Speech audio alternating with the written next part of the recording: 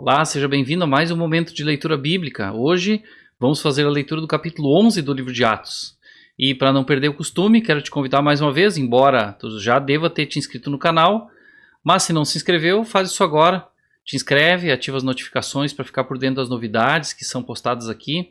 Curte esse vídeo e encaminha para um amigo para que ele também possa ser abençoado pela palavra de Deus. E eu quero, sem mais demora, então compartilhar o texto na tela para que a gente possa ler junto o capítulo 11. Diz assim, versículo 1: Os apóstolos e os irmãos de toda a Judéia ouviram falar que os gentios também haviam recebido a palavra de Deus. Isso é relatado no capítulo 10, quando nós vemos quando Pedro foi até a casa de Cornélio, que era romano.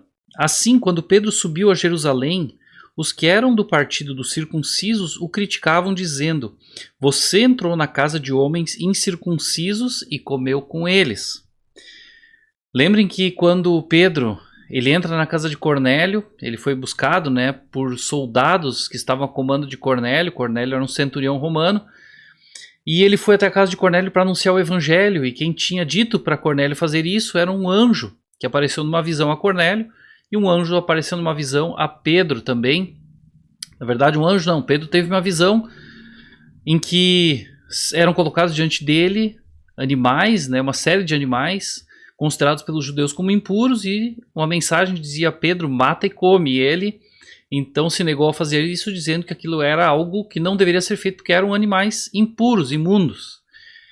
E depois Deus dá uma revelação para ele, dizendo: olha, vem aí 3 homens te buscarem, eu os enviei, vá com eles sem medo, porque eu escolhi assim. E ele vai até a casa de Cornélio e anuncia o evangelho ali. E eles recebem o Espírito Santo. E quando Pedro, inclusive, ao entrar na casa de Cornélio, ele diz: o que está acontecendo aqui, essa nossa aproximação, eu chegar aqui na sua casa, a gente se encontrar, isso é contra a lei mosaica, porque justamente era isso que diziam aqui os ditos do partido dos circuncisos. Você entrou na casa de homens incircuncisos e comeu com eles. Acusavam Pedro de ter feito aquilo que ele já previa que aconteceria. Mas Pedro fez isso debaixo de uma ordem de Deus, em obediência àquilo que Deus havia pedido a ele. Pedro então, versículo 4, começou a explicar-lhes exatamente como tudo havia acontecido. E ele vai relatar aqui exatamente o que eu acabei de contar. Eu estava na cidade de Jope orando, caindo em êxtase, tive uma visão. Vi algo parecido com um grande lençol sendo baixado do céu, preso pelas 4 pontas, e que vinha até o lugar onde eu estava. Olhei para dentro dele, notei que haviam ali quadrúpedes da terra, animais selvagens, répteis e aves do céu. Então ouvi uma voz que me dizia: levante-se, Pedro, mate e coma. Eu respondi: de modo nenhum, Senhor, nunca entrou em minha boca algo impuro ou imundo. A voz falou do céu segunda vez: não chame impuro o que Deus purificou. Isso aconteceu 3 vezes e tudo foi recolhido ao céu.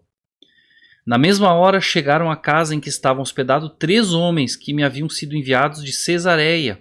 O Espírito me disse que não hesitasse em ir com eles. Estes 6 irmãos também foram comigo e entramos na casa de um certo homem. Ele nos contou como um anjo lhe tinha aparecido em sua casa e dissera: mande buscar em Jope Simão, chamado Pedro. Ele trará uma mensagem por meio da qual serão salvos você e todos os da sua casa. Quando comecei a falar, o Espírito Santo desceu sobre eles como sobre nós no princípio. Então me lembrei do que o Senhor havia dito: João batizou com água, mas vocês serão batizados com o Espírito Santo. Se, pois, Deus lhes deu o mesmo dom que nos tinha dado quando cremos no Senhor Jesus Cristo, quem era eu para pensar em opor-me a Deus?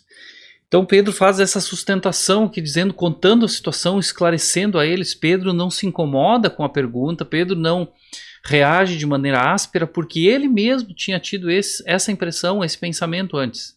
Pedro também tinha esse olhar de acepção, um olhar de distinção entre judeus e gentios, antes até de judeus e samaritanos e de gentios, e agora Pedro, pela revelação do Espírito, ele entende: olha, não, Deus não faz acepção de pessoas.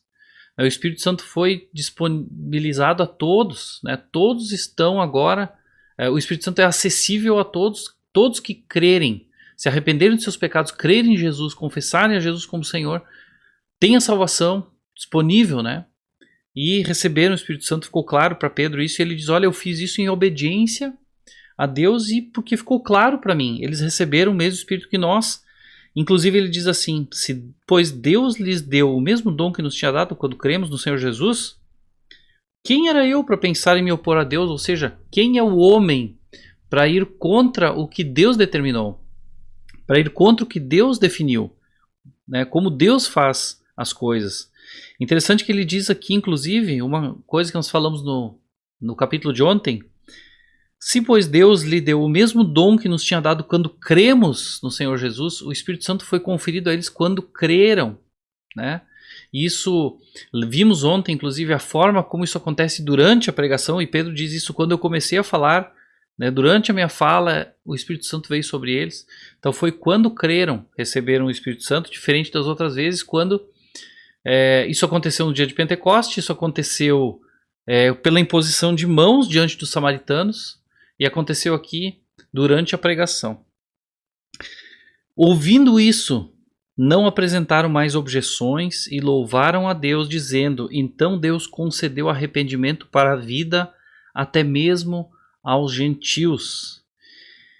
Esses aqui, né, os discípulos, os cristãos aqui, ditos como do partido da circuncisão, eles guardavam ainda algumas práticas, talvez judaizantes, mas eles entenderam também, olha, Deus concedeu isso, né? Deus está chamando um povo para si, um povo que não é o povo judeu, Deus está agora, Deus abriu, né, a salvação para judeus, samaritanos e gentios. Na verdade, a salvação pela fé sempre esteve disponível a todos, né? A gente vê pessoas que não eram judeus do povo de Israel que foram salvos, né? Um exemplo clássico é Raabe, a prostituta que acolheu os espias, né, enviados por Josué para verificar lá a condição de Jericó, e ela os acolhe, ela os esconde, e ela pede que salvem ela, né, que não seja destruída ela e sua família, e ela crê naquilo, né, que eles eram enviados de Deus, ela crê que eles eram o povo de Deus. Ela, inclusive, Raabe, consta na genealogia de Jesus, ela é uma dos ancestrais de Jesus. Raabe foi salva pela fé também, e ela não era do povo judeu, do povo hebreu.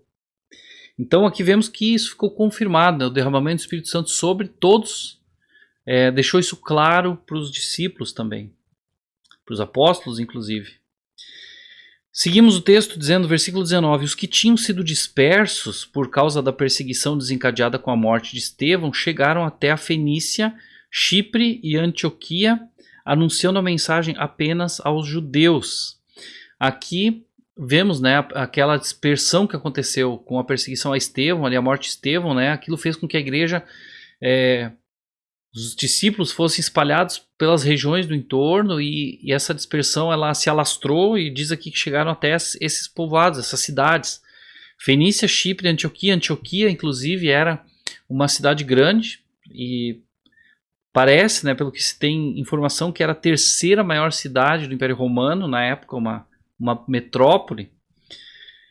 Então eles chegam até essa região, os discípulos, e anunciam a mensagem ali inicialmente apenas aos judeus. Alguns deles, todavia, cipriotas e cireneus, foram a Antioquia e começaram a falar também aos gregos, ou seja, aos gentios, contando-lhes as boas novas a respeito do Senhor Jesus. A mão do Senhor estava com eles, e muitos creram e se converteram ao Senhor. Notícias desse fato chegaram aos ouvidos da igreja em Jerusalém, e eles enviaram Barnabé a Antioquia. Lembram de Barnabé? Aquele que aparece no capítulo 4, quando ele cita, né, que ele vendeu um campo e colocou o dinheiro aos pés dos apóstolos. Diz também depois que Barnabé faz a intermediação ali entre Saulo, recém-convertido, e os apóstolos em Jerusalém, para que eles o acolhessem, os recebessem. E aqui, então, mesmo Barnabé é enviado pela igreja, pelos apóstolos lá em Jerusalém, para Antioquia, para ver o que estava acontecendo, assim como tiveram zelo, enviando Pedro e João para Samaria, enviaram agora Barnabé para Antioquia. Diz assim que este, ali chegando e vendo a graça de Deus, ficou alegre e os animou a permanecer fiéis ao Senhor de todo o coração. Uma das coisas que nós vemos também em Barnabé é esse caráter, né? A forma dele ser. Várias vezes Barnabé aparece como alguém que encoraja, que ajuda, que apoia, tanto que, né, ele era chamado consolador ou o conselheiro, né? E essa é, inclusive, a denominação do Espírito Santo, né? O Espírito Santo é muitas vezes chamado de consolador, aquele que apoia, que encoraja, que ajuda, que dá força. Barnabé fazia isso, né, com as pessoas, e a gente vai ver Barnabé fazendo isso muitas vezes ainda também com o próprio Saulo, que depois é Paulo, né? Eles fazem algumas viagens missionárias juntos, e vamos ver isso no livro de Atos.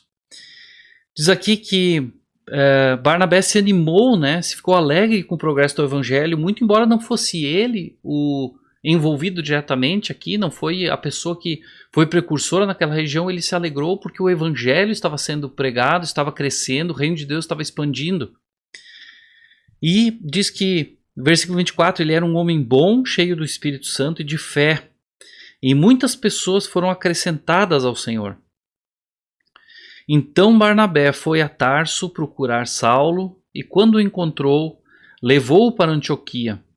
Assim, durante um ano inteiro, Barnabé e Saulo se reuniram com a igreja e ensinaram a muitos.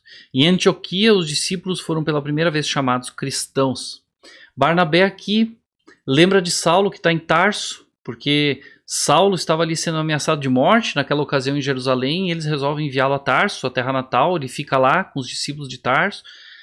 E Barnabé certamente lembra que, poxa, aqui em Antioquia as boas novas estão sendo pregadas aos gentios, e eles estão aceitando a palavra, estão se convertendo, e ele deve ter lembrado de Saulo, que foi chamado por Deus, foi chamado por Jesus para ser um apóstolo enviado aos gentios.